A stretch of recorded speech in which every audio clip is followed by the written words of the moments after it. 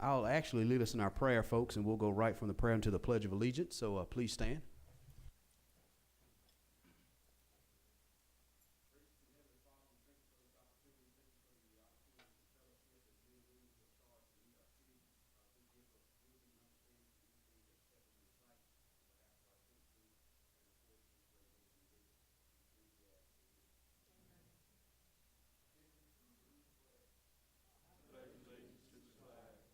United States of America, and to the republic for which it stands, one nation, under God, indivisible, with liberty and justice for all.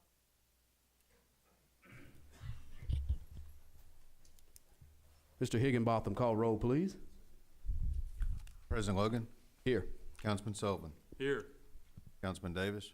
Here. Councilman Hogg. Here. You have a quorum.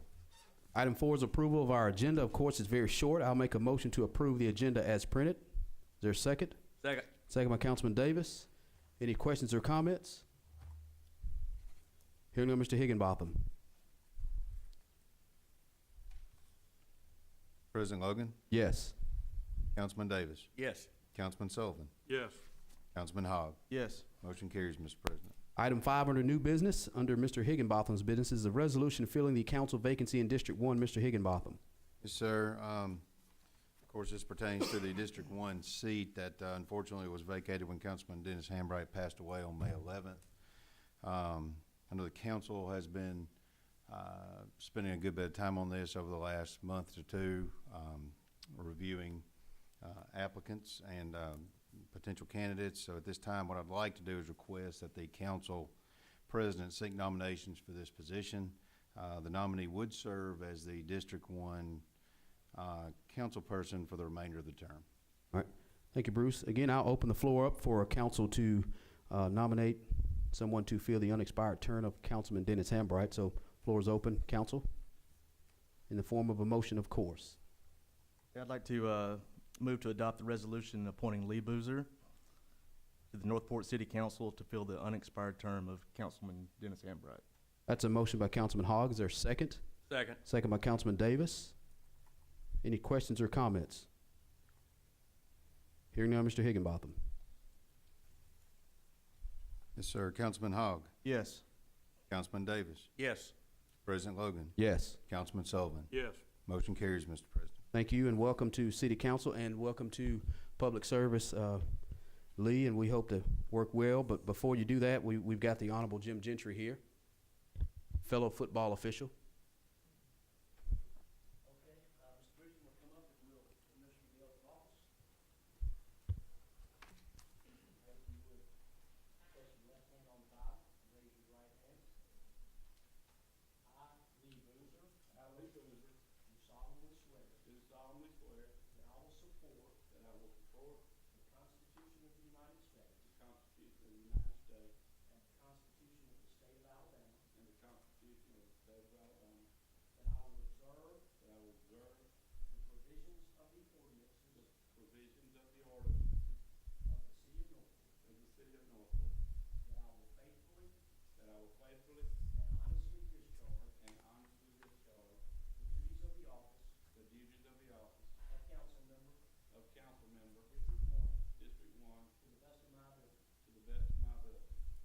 Congratulations. Thank you, sir.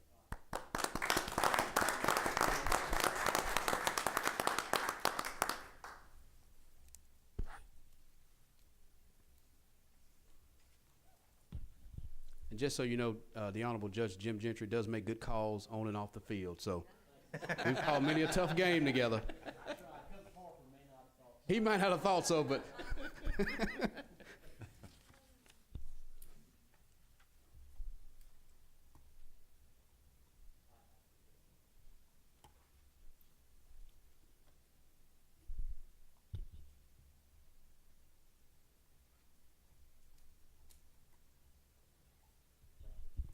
thank you. Thank you, Judge. Thank you, Judge.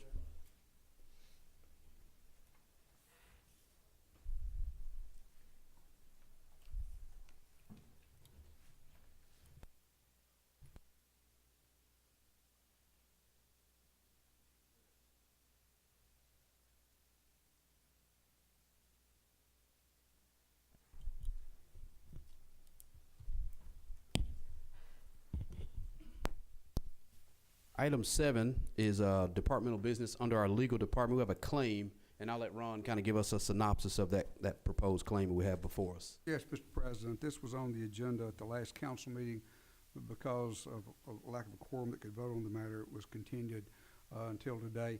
This was a claim that was submitted to the Claims Committee by Joe Rice in the amount of slightly less than $8,000. The exact amount is $7,996.78. There was a sewer line downtown Northport in front of Mr. Rice's business that had been causing problems for a number of years, and he realized that the businesses on either side of his business were also experiencing problems. And so he personally paid to have the lines TV'd to see what the problem was. It turns out during the construction of the city beautification project, the apparently did not only a good job, but too much of a good job. The lamp post foundation crushed the sewer line, and anyway, this is basically the claim consists of several photos. The city was involved during the process, but Mr.